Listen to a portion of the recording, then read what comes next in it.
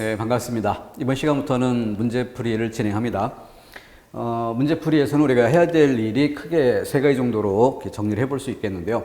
우선 이론에서 정리했었던 이런 내용들을 실제 합격권에 도달할 수 있도록 집중적으로 훈련하는 그런 과정이 문제풀이다. 가장 기본적인 내용이죠. 이론의 심화.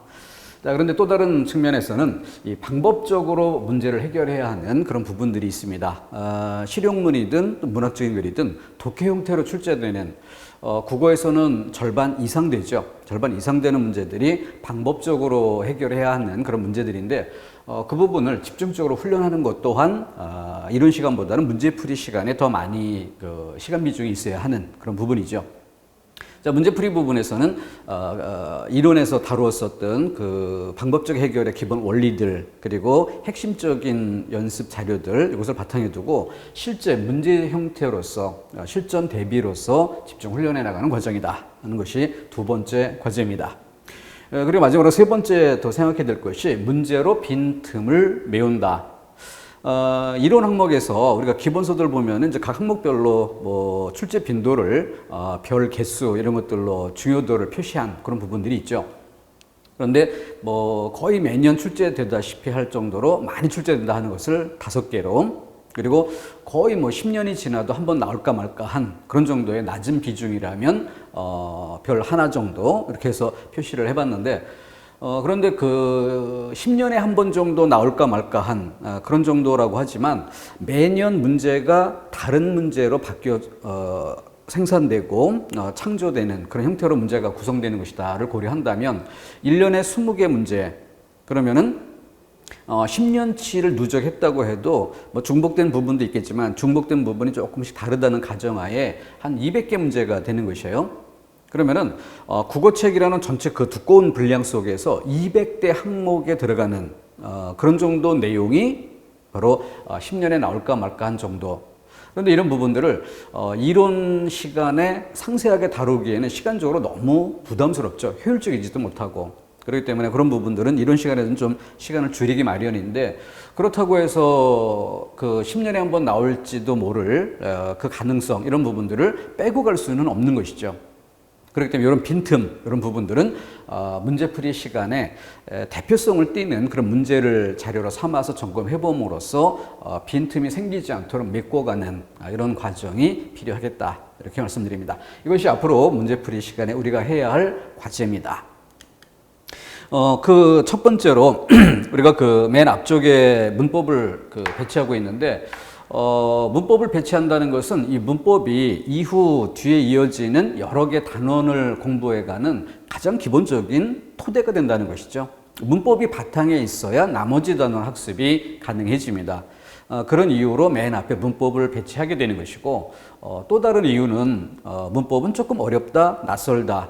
수험생들 입장에서는 좀 제일 부담스러울 수 있는 근데 매도 먼저 맞는 것이 낫다는 말이 있죠. 그것처럼 처음 시작할 때는 누구나가 좀 의지가 드높은 이런 시기입니다. 이렇게 의지가 드높을 때 달리 이야기하면은 작심삼일이 되기 전에 우선 제일 부담스러운 부분을 먼저 점검해가고 가는 그런 것들이 조금 뒤로 갈수록 마음을 홀가분하게 하고 자신감을 키우는데 더 도움이 되지 않을까 하는 생각에서 문법을 맨 앞쪽에 배치하는 것입니다. 그런데 그 문법 중에 맨 앞부분에 언어학 일반론이라는 것이 있는데 이 언어학 일반론은 그 이론 강의에서 그렇게 다루지 않는 그런 부분이죠. 출제 비중이 그만큼 낮기 때문입니다. 그런 점을 이번 첫 번째 시간에 언어학 일반론 그런 부분들을 먼저 다루고 생각이고 그렇기 때문에 그 언어학 일반론은 이론 시간에 이렇게 충분히 다룬 것이 아닌 그런 것인 만큼 조금 낯설고 어려울 수 있지만 조금 자료 활용해서 기본 배경 설명 좀 하고 문제로 들어가도록 하겠습니다. 자, 우선 의사소통의 과정 크게 이렇게 그려봤어요. 근데 이 의사소통의 과정 전체 흐름 속에서 이 화자가 있고 청자가 있고 그리고 그 과정에 매개로서 언어가 있죠. 이랬을 때 언어 일반론에서 가장 큰 골격 2개 그것은 바로 단원의 개념으로 이야기하면은 언어의 기호적 성격이라는 항목과 언어의 기능이라는 측면 크게 둘로 나눌 수 있습니다. 외국 학자가 쓴 용어 뭐 이런 것들로 표현할 때는 랑그 또는 파롤 뭐 이런 개념으로 설명되는 측면도 있죠. 자, 그것을 이 그림 속에서 한번 구도를 잡아본다면은 이렇게 화자로부터 청자에 이르기까지의 소통의 과정, 여기에서 가운데 있는 이 언어가 어떤 역할을 하는가, 의사소통의 과정에서 언어가 어떤 역할을 하는가, 이런 시각에서 접근하는 것을 언어의 기능이라고 이야기합니다. 이 항목에서 우리가 주로 공부하는 그런 내용들로는 지령적 기능, 명령적 기능, 또는 표현적 기능, 아니면 친교적 기능 이런 용어들이 있죠. 그런 용어들을 다루는 부분이 바로 여기입니다. 그래서 화자와 청자 사이에 이 네모 언어 부분이 어떤 역할을 하느냐 이런 시각에서. 그런데 이 화자를 빼고 청자를 빼고 이 언어 자체만 봅니다. 그랬을 때 이 언어라고 하는 것, 이것도 다른 시각으로 바꿔본다면은 수학에서 플러스 마이너스 이런 기호를 사용하듯이 우리 언어라는 것도 일종의 기호라는 것이고, 이 언어라는 기호가 좀 비교 설명이 제일 쉽죠. 그러니까 수학 기호하고 빗대었을 때 수학 기호나 아니면 지도 위에도 기호가 사용되잖아요. 그림 형태로. 그랬을 때 수학 기호, 지도 위의 기호 이런 기호들과 같은 맥락에서 언어도 또한 기호인데, 근데 언어라는 기호가 가지는 특징, 그래서 수학 기호나 지도 위의 기호 이런 것들과 다른 언어라는 기호만이 가지는 특징, 이 부분을, 이 네모 자체의 특성을 살펴본다 할 수 있겠죠? 바로 이 부분을 언어의 기호적 특성이란 제목으로 공부하게 되는 것이고, 우리가 보통 뭐 자의성, 사회성, 역사성 뭐 이런 특징들로 설명되는 부분이 바로 이 부분입니다. 기호로서의 언어죠. 그리고 화자로부터 청재리까지 소통의 과정, 여기서는 언어의 기능이라고 살펴보게 되는 것입니다. 그렇게 우리가 공부하는 개념이 어느 정도의 차원에서 다뤄지는 것인가 하는 것을 좀 맛보게 하시고, 뭐 자세하게 들여다볼 건 없어요. 그림으로 구도만 보여줄 뿐입니다. 자, 그리고 언어의 기호, 기호로서의 언어. 가장 기본적으로 심볼, 언어는 상징이다. 상징적인 기호체계다. 쉬운 말로 이야기하면은 언어는 상징적 기호다. 이걸 다른 말로 설명하면 뭐가 돼요? 실제의 내용이 그 언어 속에 들어있는 게 아니라 대신하는 것이다. 실제가 들어있는 게 아니라 그것을 실제를 대신해서 사용하는 기호다. 이런 의미에서 상징이라는 성질을 이야기한 것이고, 그 중에 가장 먼저 이야기되는 것이 자의성이라는 개념이죠. 자, 해와 달은 고유명사가 아니라 일반 명사다.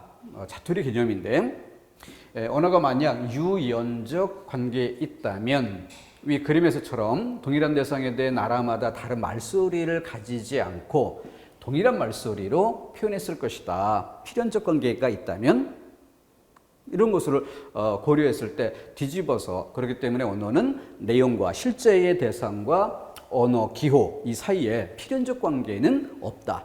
그 필연적 관계가 없다라는 측면에서 언어의 상징성 이 부분을 잘 이해해 볼 필요가 있겠고, 그러면서 그 언어의 자의성을 설명하는 상징을 바탕으로 이제 가장 기본적 개념이 자의성이죠. 그랬을 때 그 자의성을 시험 문제로 만들 때는 어떤 예시 자료, 선택지마다 예시 자료들이 들어오게 되죠. 그래서 그 예시 자료에 들어오는 양상들을 몇 가지 패턴으로 점검해 둘 필요가 있어요. 그래서 일단 이 그림을 보실 때 왼쪽의 내용, 실제의 대상인 측면이 있고 오른쪽에 언어라는 기호의 측면인데, 이 양자의 결합 관계가 1대1이면 필연적 관계라고 인정할 수 있는 겁니다. 그러면 만국 공용어가 되겠죠. 근데 지금처럼 외국어가 존재한다, 서로 다른 말소리를 사용한다는 걸 통해서 필연적이지 않다, 자의적이다라는 걸 증명할 수 있는 거예요. 자, 이 그림을 잘 보시고 이걸 뒤집어 봅시다. 뒤집는다는 건 무슨 얘기냐면은 말소리의 측면은 어떤 한 가지가 있어. 어떤 하나가 있는데, 한 가지 기호가 있는데, 이 한 가지 동일한 말소리로 표시할 수 있는 실제의 대상이 이렇게 서로 다르다면 그럼 그림이 이렇게 되겠죠. 이렇게. 그래서 일대 다 이런 관계가 되든 실제의 대상 내용이 다가 되고 언어, 말소리 측면이 1이 되든 어쨌든 1대1로 결합되는 게 아니라 서로 다른 것과 결합할 수 있다는 양상. 이것이 바로 자의성을 뒷받침하는 예가 될 수 있는 거죠. 그리고 이것을 이렇게 요 안에서 국가, 나라마다 말소리가 다르다 이런 예시만이 아니라 시간의 흐름에 따라 동일한 대상을 이루는 말소리가 변화할 수 있다. 그것으로도 자의성을 설명할 수 있죠. 또 반대로 밑에 쪽으로 내려왔어도 동일한 말소리를 사용하는데 실제 지시 대상은 변화한다. 지시 대상이 변화하면 그에 따라서 말소리도 변해야 할 텐데 필연적이지 않기 때문에 자의적이기 때문에 실제 대상이 변했음에도 언어는 상대적으로 변하지 않거나 고정돼 있거나 이런 경우도 자의성을 뒷받침하는 예가 될 수 있죠. 우리 말들 보면은 늘 우리말로 써오던 말인데 우리말로 쓰면은 좀 촌스러운 느낌이 들고 그래서 영어로 말하면 좀 있어 보이고 옛날 그 전통 사회에서는 한자를 쓰면 있어 보이는 것처럼 느꼈듯이 먼저 비판적인 부정적인 시각에서 이야기하면은 전통 사회에서는 중국을 4대했고 현대 사회는 미국을 4대한다. 뭐 이렇게 비판적으로 얘기할 수도 있겠죠. 근데 어쨌든 현실적으로 영어를 쓰면 좀 더 있어 보이는 듯한 이런 것들이 있기 때문에 영어를 사용하는 비율이 점점 늘어납니다. 그럼 거기에서 말소리 측면이 변하는 거죠. 똑같은 내용인데 영어를 우리말을 쓰면 촌스럽고 영어를 쓰면 세련된 것처럼 보이니까 바꿔 쓰는. 그러니까 어쨌든 일대 다가 되는 것이에요. 이런 양상도 있고 또 반대로 이렇게 내용이 변했음에도 언어는 상대적으로 보수적이어서 덜 변하는 이런 측면도 있는 거죠. 아주 극단적인 예가 될 수 있는 것이 해가 뜬다 이런 말이 그 예가 될 수 있습니다. 해가 뜬다라는 이 말은 그 내용 뭘 반영한 겁니까? 바로 태양이 자전하면서 지구가 자전하면서 태양이 있는 쪽으로 우리가 살고 있는 땅덩이가 이 뒤쪽에 있다가 태양이 있는 쪽으로 이렇게 다가가는 그걸 바로 해가 뜬다라고 얘기하는 거죠. 근데 해가 뜬다는 말은 우리가 고정되어 있고 해가 떠오르는 것처럼 표현되어 있어요. 그러니까 이것은 천동설 시절에 만들어진 표현이죠. 근데 천동설 시절에 만들어졌던 이 표현이 과학적 지식이 바뀌어 지동설로 바뀌었음에도 불구하고 내용이 달라진 것이죠. 그렇음에도 불구하고 여전히 그 표현은 변하지 않고 그대로 사용되고 있지 않은가. 이걸 보면 내용과 형식이 필연적으로 결합되어 있는 게 아니라 우연적으로, 임의적으로, 임시적으로 결합되어 있는 것이기 때문에 상대성이 있다. 변할 수 있다. 이런 성질이죠. 그래서 이런 것들이 자의성을 설명해 줄 수 있는 예가 되는 것입니다. 거기다가 이제 자의성을 설명할 때 좀 항상 주의할 것으로 꼽을 만한 부분이 음성 상징어 부분이죠. 그래서 조금 지난 시기에는 그쪽 부분이 시험에 많이 출제가 됐던 바도 있습니다. 근데 그런 부분을 출제하는 그 흐름이 맥이 좀 끊기면서 전체적으로 이 단원에 대한 출제 빈도가 낮아진 것이고 아직도 좀 서울시 쪽이 좀 비중이 있고 국가직 쪽에서는 거의 그 비중이 줄어든 이런 양상으로 봐둘 수 있겠습니다. 어쨌든 그 자의성을 중심으로 해서 언어의 상징성이라는 기호의 특징 이걸 언급해 본 것이고요. 다음 이건 이론 시간에서도 간단히 소개를 해드렸던 바 있는데 지금 선명도가 떨어져서 이게 통나무 그림의 그 입체성 이게 잘 눈에 보일까 모르겠어요. 입체를 그리려고 나름 애는 많이 쓴 겁니다. 밑에 쪽이 조금 짙은 색깔 보이나요? 통나무. 자, 통나무로 여기는 뚝 잘랐을 때 단면이에요. 이것을 바로 15세기 당시의 사회성을 보여주는 경우라고 가정해 보겠습니다. 그래서 사회성은 사람과 사람에서 그 사회의 구성원 전체가 동의할 때 비로소 언어로서의 자격이 주어진다. 이걸 사회성이라고 하는 거죠. 그래서 다른 말로 이야기할 땐 개인을 전제로 했을 때 개인이 바꿀 수 없다. 그래서 불역. 사회성, 다른 말로 불역성, 바꿀 수 없다는 말을 말하는 전제는 개인이 바꿀 수 없다. 어쨌든 15세기 갈잘이라는 단어를 통해서 15세기 당시의 사회성을 하나 살펴볼 수가 있습니다. 좀 위치를 옮겨서 21세기로 옮겨옵니다. 그랬을 때 21세기에도 그 자체로 또 사회성이 있는 것이에요.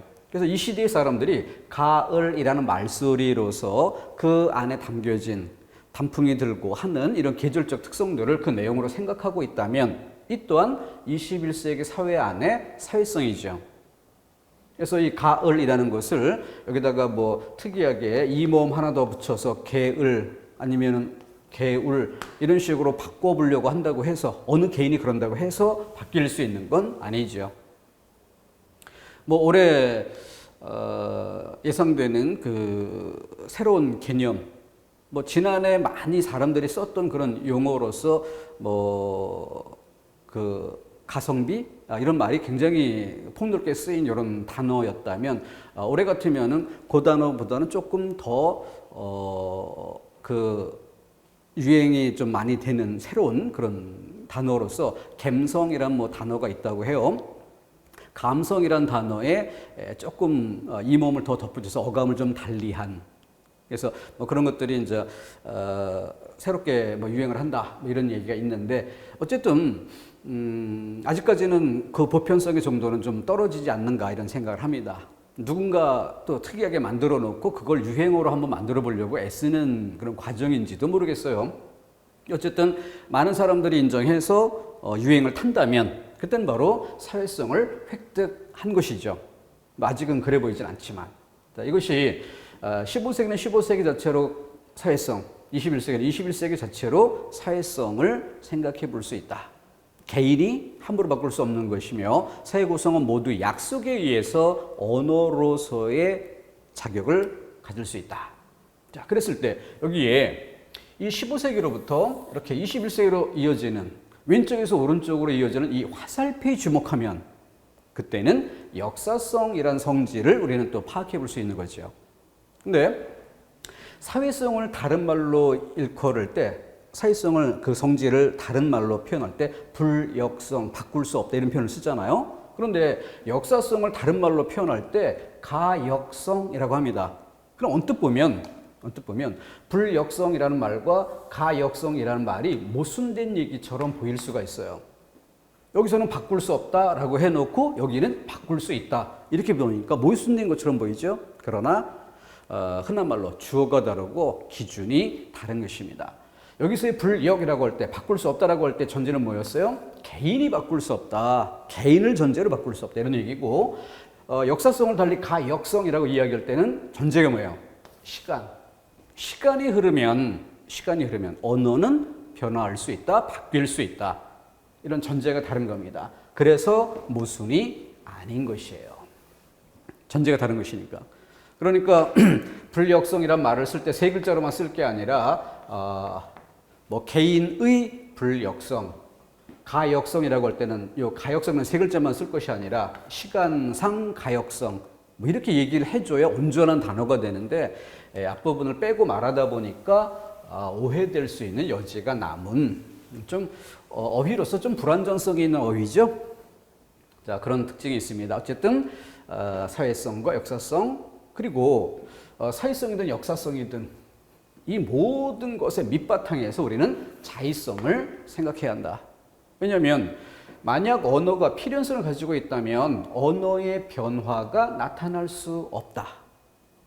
그러니까 언어가 자의적이라는 성질을 갖고 있었기 때문에 자의성, 임시성, 임의로 정한, 임시로 정한 이런 성질이 있기 때문에 그래서 그 부분을 바탕으로 시간이 흐르면 언어가 바뀔 수 있다는 점이 설명되는 것이고 바뀌기 이전의 모습과 바뀐 이후의 사회성 그 밑바탕에도 자의성이 전제되어 있어야 되는 것이죠.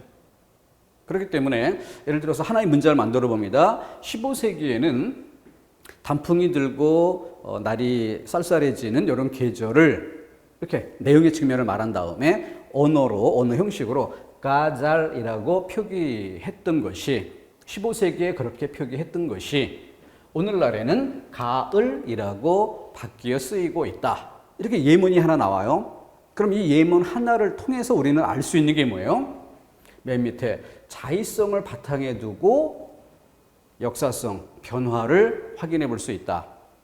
또 그때 당시의 사회성과 지금의 사회성을 확인해 볼 수 있다. 그러니까 15세기 가잘이라든 그 표기가 오늘날에는 가을이라고 바뀌어 사용되고 있다. 이렇게 말하는 순간 자의성, 사회성, 역사성 모두를 그 하나의 예문 속에서 동시에 확인해 낼 수 있는 거죠. 역사성 하나만 보이는 것이 아닙니다. 자, 그래서 그걸 이해하기 위해서 통나무 그림표가 그래서 필요한 거예요. 동시에 여러 가지를 이해할 수 있어야 되는 것이니까. 자, 거기에 나머지 자투리 개념들은 빼고 좀 개방성이라는 용어, 개방성, 달리 창조성이라고 하는데 이 개방성이라는 용어를 시각적으로 잘 설명하기 위해서 이 동그라미 그림표를 그렸어요. 여러분들이 주목해 줄 게 뭐냐면은 이 동그라미 그림의 테두리입니다. 테두리선. 그랬을 때 수학 기호는 어때요? 플러스, 마이너스 등등 이것을 넘어서 옛날에는 없었던 현대 수학 개념에서 사용되는 또 독특한 기호들이 있죠. 그래서 과거보다는 현대로 올수록 기호가 늘어났어요. 양이 늘어났어요. 그럼 바꿔 이야기하면 작은 동그라미에서 좀 더 큰 동그라미로 이렇게 늘어온 것이라고 할 수 있습니다. 어쨌든 현재 이렇게 늘어난 이 테두리를 주목하면서 그랬을 때 수학 기호는 그 테두리가 새로운 기호가 만들어지면서 더 늘어날 가능성 어떨까요? 굉장히 희박하죠. 세계적인 수학자, 철학자가 뭐 새로운 개념을, 수학적 개념을 끌어낸다라고 하는 것들이 뭐 어떨 때는 100년에 하나, 1000년에 하나 나올까 말까 한. 그러니까 요 테두리가 늘어날 수 있는 그런 가능성이 그만큼 희박한 것이에요. 거기에 비해서 언어 기호라는 것은 어떨까요? 방금 전에 제가 뭐 갬성이라는 단어를 얘기했던 것처럼 누군가가 새로운 단어를 만들고 또 거기에 새롭게 유행을 얻어 인정되면서 새로운 단어가 사전에 오르기도 하고 이럴 수 있는 거죠. 좀 더 쉬운 예를 들어봅시다. 모든 물건에는 이름이 있잖아요. 그러면은 현대 사회의 휴대폰처럼 이렇게 새롭게 물건이 만들어지는 경우를 생각해 봅시다. 그러면 물건 하나가 만들어지면 그 물건에 대해서 이름이 붙죠. 그 물건의 이름만큼 이 테두리가 빠른 속도로 늘어날 수 있는 것이죠. 그죠? 공장에서 얼마나 많은 신제품 이런 것들이 만들어져 등장합니까? 물건보다 더 좋은 예로 사람을 들 수 있겠죠. 사람은 뭐 전 세계적으로 1초에 뭐 서너 명씩 태어난다라고 하는데 그러면은 사람이 태어날 때마다 그 사람에게 이름이 주어질 거고 그러면 1초에 서너 개 단어가 늘어나는 거죠. 그러면은 이 테두리가 얼마나 빠른 속도로 늘어날 것인가 하는 것을 알 수 있겠죠. 바로 그와 같은 성질. 그러니까 수학 기호는 이 테두리가 잘 변하지 않는다. 상대적으로 조금 변화될 수는 있지만 상대적으로 고정적이다. 그런데 언어 기호는 이 테두리가 고정되어 있는 것이 아니라 이렇게 지속적으로 팽창해 가는 것이다. 바로 그것을 기본적으로 개방성이라고 하는 것입니다. 근데 자, 이렇게 기본 개념을 공감했다면 그럼 이것을 시험 문제로 다룰 때는 어떻게 되겠어요? 시험 문제로 다룰 땐 그때는 예를 들어서 뭐 단어라든가 문장 이런 차원에서 기본적인 맥락이 어떻게 되겠어요? 무한하다 라는 것으로 설명되겠죠. 그죠? 새로운 단어가 무한하게 새로 만들어질 수 있다. 기존에 만들어진 단어만 사용하는 게 아니라 고정된 기존에 있었던 단어만 사용하는 게 아니라 새 단어가 늘어날 수 있다. 문장. 기존에 우리가 써봤던 그 문장만 사용하는 것이 아니라 새로운 문장을 만들어서 써볼 수 있다. 예를 들어 칠판 같은 경우도 칠판을 두드리다, 칠판을 닦다 이런 정도는 다 기존에 만들어 써왔던 이런 문장일 수 있지만 요즘 그 뭐 휴대폰 이렇게 구부리고 접고 이런 거 나오잖아요. 그런 것처럼 플렉시블이라고 하나요? 아무튼 영어는 어려운데 칠판을 구부려 보았다. 이런 식의 문장은 과거에는 안 썼던 문장일 수 있어요. 그런 문장을 새롭게 만들어 쓰는데도 제약이 없지요. 그런 만큼 단어의 개수, 문장의 개수라는 면에서 무한하다. 또 개수라는 측면이 아니라 담을 수 있는 내용, 이런 면에서 담을 수 있는 내용, 그런 면에서도 무한하다. 이런 정도의 맥락에서 언어의 개방성이라는 성질을 설명해 볼 수 있습니다. 자, 우리가 이론 공부에서 많이 다루지 않는 그런 부분인데, 문제풀이에 와서 이제 첫 단원으로 언어의 일반성 부분을 좀 다루어 보려니까 조금 언급할 필요가 있고, 뭐 이왕 언급하는 김에 이 단원이 시험에 나온다고 한다면 가장 어렵게 최대치까지 나온다 해도 충분히 풀 수 있게 한 번쯤은 짚고 넘어가는 것이 좋겠다 싶어서 보충 설명으로 드립니다. 다른 내용 하나 더 볼까요? 자, 이번엔 그림이 좀 복잡하죠. 이 그림 그리려고 제가 엄청나게 시간을 많이 들였는데 이런 거 그리는데 기술이 좀 부족해가지고 익숙한 사람은 쉬운 것일 수 있는데 저한테는 굉장히 어려워요. 제가 표현해 보려고 애쓴 초점은 입체성입니다. 입체성. 그러니까 여기 같은 색깔로 이렇게 표현된 부분이 평면의 방향에서 문장의 단어가 서로 대치돼 쓰일 수 있는 양상, 이걸 한번 표현해 보려고 애쓴 거고요. 그러면서 동시에 요 선을 그린 요 부분은 위에서 아래 방향입니다. 위에서 아래 방향. 어떻게 입체성이 좀 보이나 모르겠어요. 자, 언어의 체계와 구조라는 개념을 설명하기 위해서, 체계와 구조를 설명하기 위해서 그림을 그린 것인데 너무 복잡하게 생각하지 마시고요. 뒤에 종합 정리하면서 간단하게 재정리하겠습니다. 일단 언어의 구조는 통합으로 설명된다. 이 구조라는 용어를 통합이라는 말로 설명할 수 있다. 자, 그래서 그 언어의 구조를 통합이라고 설명한다는 게 뭐냐면 요 위아래 방향. 그러면은 여기서 리을 해서 리을 아가 만나면 라라는 음절을 이루고 미음, 연, 니은 이게 만나면 면이라는 음절을 이룹니다. 그렇게 해서 맨 밑에 개념은 운이죠. 운. 근데 운이 통합돼서 모여서 위에 음절을 이루고 음절이 모여서 위로 올라가 단어를 이루고 단어가 모여서 맨 위에 올라가면 문장을 이룬다. 그래서 이 통합이라는 건 우문이 통합되어 음절을, 음절이 통합되어 단어를, 단어가 통합되어 문장을 이룬다. 이렇게 구조. 그러면 구조란 측면에서는 이 문장과 같은 이런 것을 상위 구조라고 한다면 그 밑에 단어 정도는 상대적으로 하위 구조라 할 수 있죠. 이렇게 놓고 볼 때. 근데 비교 대상의 범위를 좀 밑에 걸로 잡아버리면 단어가 상위 구조가 되는 것이고 밑에 운 이런 것들이 하위 구조가 되는 것이죠. 상대적인 관계니까. 자, 그런 것들을 요 구조라는 측면에서 이렇게 다뤄보는 그런 내용이 있습니다. 이게 다 고등학교 교과서에 설명이 됐던 바 있고 과거에 출제된 바도 있어요. 그래서 소개를 드리는 것이지 여러분들이 최근 연도 이런 것들이 없었는데 왜 저런 어려운 개념을 설명하나 라고 이렇게 좀 불만스럽게 생각지 마시고 너그러운 마음으로 포용하는 그런 자세로 뭐 이해가 안 된다? 그러면은 뭐 출제빈도 낮은 거니까 라고 좀 무시를 하더라도 일단 좀 너그럽게 한번 봐주면 좋을 듯 합니다. 자, 수직 방향으로 하위 구성 요소를 통합하여 상위 구조로 그 상위 구조는 다시 더 큰 상위 구조로 통합이 되고 더 큰 상위 구조로 통합이 된다. 언어는 이렇게 구조의 성격을 띈다. 이렇게 일단락 지어주고요. 다음. 자, 이 부분이 방금 설명했던 것을 좀 간단하게 이렇게 우문, 형태소, 문장 이렇게 그래서 아까 얘기했던 것처럼 하위는 구성 요소가 되고 상위는 구조가 되는데 이렇게 볼 때죠. 근데 이렇게 비교 대상을 묶을 때는 이것이 구조였던 것이 이제는 상대적으로 이것에 대해 구성 요소가 되고 그것을 통합한 전체로서 위의 것이 구조가 된다. 이걸 좀 더 간단하게 볼 수 있게 다시 보여드립니다. 그러고 자, 이번에는 이 그림에서 언어의 구조란 측면이 아니라 이번에는 체계라는 측면을 보는 거예요. 그래서 아까 그렸던 그림에서 뭐예요?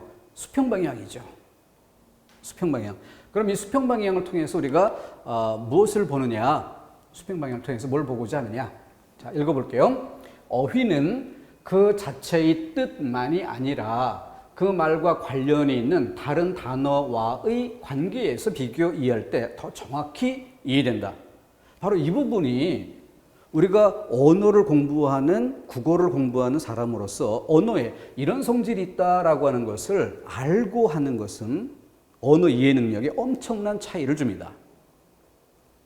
자, 그래서 이 부분에 독립된 개념 하나 때문에 이걸 다루는 게 아니라 앞으로 향후 독해라든가 시를 이해하는 모든 영역까지 언어에 이런 성질이 있음을 고려할 때 우리는 공부도 쉽게 할 수 있고 문제풀이의 속도도 빨라지는 이런 효과를 얻을 수 있게 됩니다. 막강한 힘이 있어요. 그렇기 때문에 이 부분을 꼭 짚고 넘어갈 이유가 있었던 겁니다. 그래서 아까 처음에 시작할 때는 빈틈 메꾸기라는 측면에서 이런 것도 좀 짚어보자 이렇게 가볍게 들어왔지만 사실은 이걸 설명드리는데 더 중요한 가치가 있어요. 예문을 봅시다. 자, 철수는 점심시간에 라면을 먹었다. 지금 우리 칠판에는 위아래로 그려진 것처럼 보이지만 위아래가 아니라 위아래로 보는 거는 이 문장을 쪼개서 단어를 쪼개서 음절을 쪼개서 자, 모음으로 이렇게 분해해 가는 것이 위아래 개념이고 지금은 이렇게 수평 방향으로 이해를 하자. 그러니까 철수는 점심에 라면을 먹었다라는 문장이 있는데 근데 바로 그 문장 안에 단어를 끊어보면 철수라는 단어는 영수, 영희 등등 다른 사람들과의 관계를 고려해서 그중 철수를 꼬집어 말하는 경우가 되고 점심시간에라는 것은 뭐 아침, 점심, 저녁 이런 다른 시간 개념들이 나올 수 있는데 그중에 점심시간이라는 것을 선택해서 표현한 것이고 라면, 먹을 수 있는 많은 것들 중에서 라면을 등등 이렇게 표현하는 것이다. 그랬을 때 철수는 점심시간에 라면을 먹었다라고 문장을 놓고 보면은 각각의 단어 차원이라고 합시다. 단어 차원에서 각각 그 자리를 대신할 수 있는 가능성들이 있어요. 대신할 수 있는 가능성. 그런데 그 대신할 수 있는 가능성이 폐쇄적인 것이 있고 개방적인 것이 있어요. 네, 크게 폐쇄적인 것과 개방적인 것을 나눠보면은 문법적인 요소는 대체로 폐쇄적입니다. 왜냐하면 조사라고 하면 어떨까요? 문법 요소 조사. 우리말에는 격조사 7가지가 있으니까 7가지 격조사 중에 하나의 선택, 여기 돼요. 그러면 시제의 경우는, 시제 선어말 의미는 우리는 기본적으로 3시제를 사용하니까 3가지 경우의 수 중에서 하나의 선택 이렇게 되는 겁니다. 그러니까 7개 중에 하나든 3개 중에 하나든 정해진 제한된 그 범위 안에서의 선택, 이것을 폐쇄적 선택이라 한다. 대체로 문법 요소들이 그러하다. 그런데 거기에 비해서 문법 요소가 아닌 그 이외의 일반적인 어휘들은 보편적으로 개방적 선택, 즉 그 자리에 올 수 있는 단어가 무한대의 가능성이 있는 거죠. 그 무한의 가능성 중에서 하나를 선택하는 겁니다. 그런데 실제로 문법 요소가 아닌 어휘인데도 이렇게 점심시간, 점심 이렇게 끼니를 말하는 이런 개념은 요 시제 선어말 어미처럼 아침, 점심, 저녁 대체로 세 끼, 물론 저 중간에 참, 밤참 뭐 이런 것들도 있지만 새참이 있지만 이렇게 대체로 뭐 3개든 5개든 하루에 10끼니 이상 먹는 사람은 드무니까 비교적 상대적으로 제한된 범위 내에 선택된 어휘도 있어요. 이게 만약 시험 문제가 나온다면 어떻게 되겠어요? 조사나 어미에 밑줄 친 부분이 있으면 걔네들을 폐쇄적 선택으로 봐주고 이런 단어가 나와 있다면 어휘의 영역이니까 상대적으로 이건 그래도 개방적 성격이 있다라고 봐주면 되겠죠. 근데 이런 어휘가 나오면 여기는 끼니의 개수가 좀 비교적 제한된 범위가 있지만 여기는 음식물, 먹을 수 있는 음식물이니까 그 먹을 수 있는 음식물이 엄청나게 많죠. 이것과 이것이 같이 선택지에 나온다면 이것이 훨씬 더 개방적이죠. 이런 건 이제 예문에 따라서 답을 탄력적으로 해주면 될 거예요. 자, 어쨌든 이거 무시하고 여기로 옵시다. 자, 그러면은 철수는 점심시간에 라면을 먹었다라고 할 때 기본적인 성격은 바로 개방적 선택이라고 종류가 설명되어야 되겠죠. 그죠? 먹을 수 있는 것이면 다 이 자리에 올 수 있으니까. 거기까지는 개방적 선택, 폐쇄적 선택이라는 걸 질문했을 때 답하는 방식. 여기까지 해서 일단 기본 진도 끝, 완료를 짓고 다음. 국어를 공부하는 사람으로서 이 부분을 좀 더 적극적으로 활용해 보자. 교과서에 이런 단원이 들어온 이유가 뭐냐? 바로 언어를 좀 더 제대로 가르쳐 보자.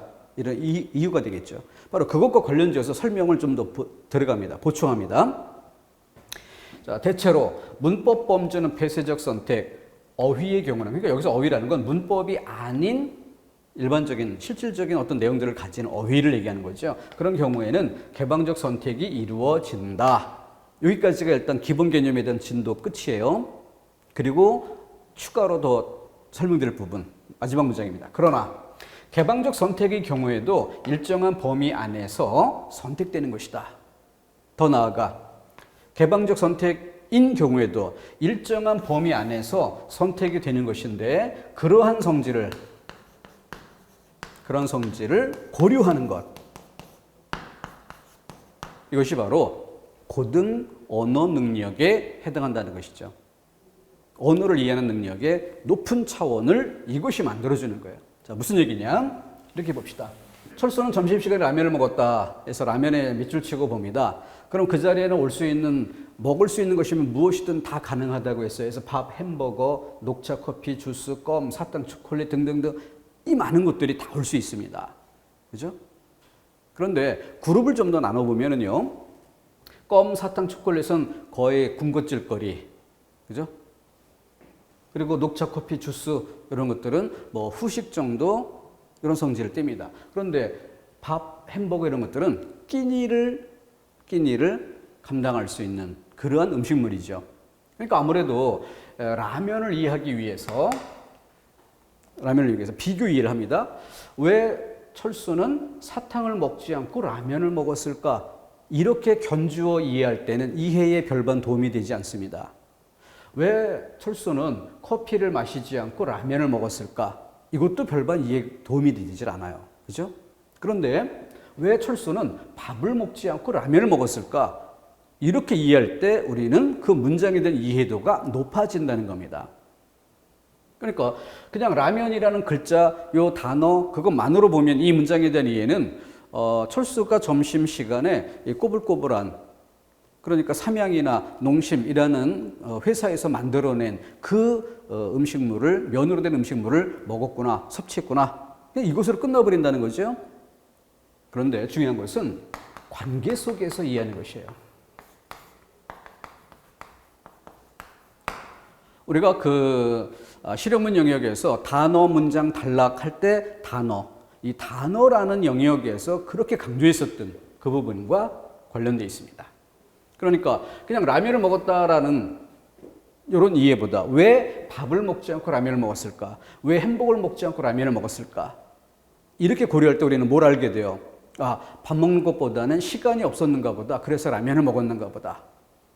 근데 시간이라면 햄버거가 더 빠른 시간에 이미 만들어진 경우에는 훨씬 더 짧은 시간에 먹을 수 있는데, 이런 생각을 하면 어때요? 시간만으로도 해결이 안 되는 거죠. 그죠? 그러다 보면은 햄버거보다는 라면, 얼큰한 국물이 필요했나? 그러다 보면은 그냥 뭐 삼양라면, 농심라면 그런 면으로 된 음식물을 먹었다 이렇게 이해되는 게 아니라 철수는 어제 소주 마셨는가 보다, 해장이 필요했는가 보다, 이런 정도도 생각해 볼 수 있다는 거죠. 어떤 방식이 그 문장을 더 풍부하게, 더 제대로 이해하는 방식일까? 이때 관계를 고려해서 어차피 문장에는 사용된 게 정해져 있어요. 근데 거기에 들어올 수도 있는 다른 가능성과의 관계를 고려해서 그 단어를 볼 때 우리는 더 풍성한 이해가 가능하다는 것이죠. 그게 바로 언어의 고차원적인 이해 능력이고, 그걸 위해서 언어의 체계, 그리고 선택이라는 특성을 공부하는 것입니다. 고등학교 교과서에 들어 있었던 내용이에요. 그리고 우리 시험에도 출제가 된 바 있었고, 근데 시험에는 폐쇄적 선택, 개방적 선택 둘 중 어디에 속하는가 라고만 질문했기 때문에 그 이해 정도가 굉장히 낮은 수준이었어요. 그런데 앞으로 우리가 독해를 해야 되니까 독해에 활용하기 위해서 언어가 가지는 기본 자질, 언어의 기본적인 성질, 이걸 좀 느끼면서 보는 게 중요하다는 거죠. 그래서 이 마지막 이 부분이 이해되어야 하겠습니다. 하나 예를 들자면 시 독해 문제에서 이건 예전에 수능에도 출제가 됐고 공무원 시험에도 출제가 돼서 수험생들에게 굉장히 많은 수험생들이 틀렸었던 이런 시험 문제가 있는데 바로 김소월의 시입니다. 김소월의 시에서 진달래꽃 나보기 깨워 가실 때에는 말없이 고이 보내드리오리다. 이 시를 인용해 두고 선택지 평가 중에서 이 시의 시적 화자는 떠나려 하는 상대에게 애원하는 태도를 취하고 있다. 이런 문구가 선택지 중에 하나 들어왔어요. 상대에게 애원하는 태도를 취하고 있다. 이 평가가 맞을까 틀릴까? 이게 독해 문제였습니다. 그거는 맞는 답지였어요. 맞는 것으로 답이 되는 항목입니다. 그런데 많은 수험생들이 애원하고 있다? 나보기 깨워 가실 때는 말없이 고이 보내드리오리다. 말없이 곱게 보내주겠다라고 쓰여 있지 않은가? 그러니까 이건 틀리지 않은가? 라고 생각한 많은 수험생들이 그 문제를 틀렸던 겁니다. 자, 그 문제를 독해하는 그 배경에 뭐가 있어요? 이게 있는 겁니다. 우리는 반어법이라는 것도 있잖아요. 그죠? 반어법. 또 연인들 사이에서는 그런 것들 꽤 많이 있죠. 코미디 프로에서도 많이 다루잖아요. 그랬을 때 상대방이 쓰는 말을 반어로 이해하는 건데 그 말뜻을 몰라서 서로 다툼이 일고, 그러다 보면은 또 다른 상황에 반어법인 줄 알고 맞장구 치다 보면은 반어법이 아니어서 또 상대방이 화를 내는, 나중에 어쩌란 얘기냐 뭐 이런 난감한 이런 상황들이 코미디 방식으로 연출되기도 합니다. 실생활에서 그런 일들이 많이 벌어질 수도 있고요. 바로 그런 부분에 꼭 고려가 돼야 할 요소죠. 챙겨봐야겠습니다. 자, 이렇게 해서 이렇게 수평 방향으로 어떤 실제 하나의 문장에 나오면 거기에 어떤 단어는 그 자리에도 올 수 있는 많은 또 다른 무한의 가능성들 중에 이걸 쓰고 있는 것인데, 선택된 그것을 이해하기 위해서 그 자리에 올 수도 있었을 다른 것과 견주어 그것을 고려하면서 이해하는 이것이 언어를 더 잘 이해하는 방식이다. 그래서 이렇게 구조와 함께 통합해서 구조라는 것은 상하 구조, 하위 개념을 상위 개념으로 묶어가는 이런 통합으로. 그래서 구조와 체계 두 가지 개념까지 해서 언어 일반성을 쭉 훑어봤습니다.